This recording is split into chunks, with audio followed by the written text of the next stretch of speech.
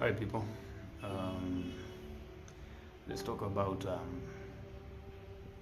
self identity, what we call authenticity.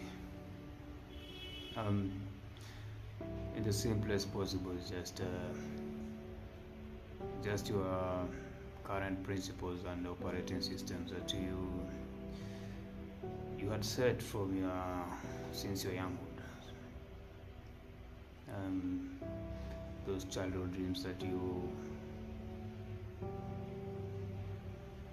had set in mind, those visions that are still growing with you up to today. So everything these days requires authentication. You go to log in social media, you ask for a username and a password, which is only unique to you. If you go to a bank, a school, or a building, they ask you for your ID, which is only unique to you. So it's a kind of who am I kind of question. Sometimes we build certain principles and over time some we maintain, some we modify, or some also are discarded depending on the circumstances that are involved. But authenticity is basically what you say. Do you walk it? Walk the talk, or in the realest sense, practice what you preach. So if I preach my truth in a particular way, I have to be able to live it. And sometimes it becomes difficult for people to live their truth because of certain circumstances and what outlook it may bring to them or the people around them. You find times if you are with your friends, you want to act in a certain way that is not vibing with the original you, and sometimes you say, let me give it a shot. You do it in small bits. Before you know it, you have a new and completely different identity. Kind of you lost yourself somewhere. And certain people will try and go back and find that person. Some just live and progress with the new kind, as long as it's accepted by people in a certain way. At one point, people will demand to know who you really are. What are your values? That's why people ask, what are your values? What is your driving force? All that is just authenticity. Who are you? And these days there's this quote, fake it till you make it, and started as a joke, and people have embraced it in a certain way, because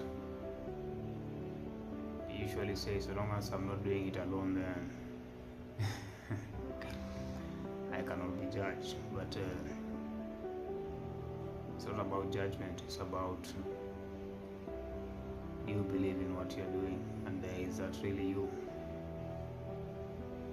Because we want to live lives in a state where we want to be accepted. We want people to see us in a certain state. People feel we are comfortable with that. But if a train was able to be comfortable at making a speed of 260 mph at a 90 degrees angle, then those identities will be valid. But we know at such a speed, and you consider the weight of that train and the spread of the weight, it's bound to just collapse of its its rail. So we all like trains. We have a path, and sometimes we stick to those paths, and sometimes we betray those paths based on just the circumstances that life brings us. But you also notice a train also passes through a tunnel. It can be a hill or a mountainous side. So that tunnel, there was a very big cost for it to be built. But once it was built, the train was able to run smoothly on its journey. So the same way, at times in life, there are certain costs we have to make in order to maintain our authenticity. Because if you build the railways uphill so that the train has to move up and then move down, it can be quite expensive, and depending on if the train is carrying cargo or people, it can also be risky. That's why they dig tunnels. These are just metaphors that we can also use in our lives, because everything that we build around us is just shaped around the aspect of self. That's why you see people with their bio saying, "I love myself." It's a good slogan to go with, a mantra, because you grow within it. Because at times it may start like a joke, but so long as you keep practicing it and you maintain who you are, you're able to listen to yourself, you listen to the person within, you realize it keeps getting better and better. You're all always in this state of worry of how people will see us.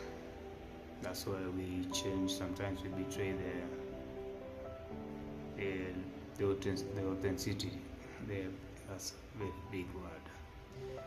The identity, let's call it authenticity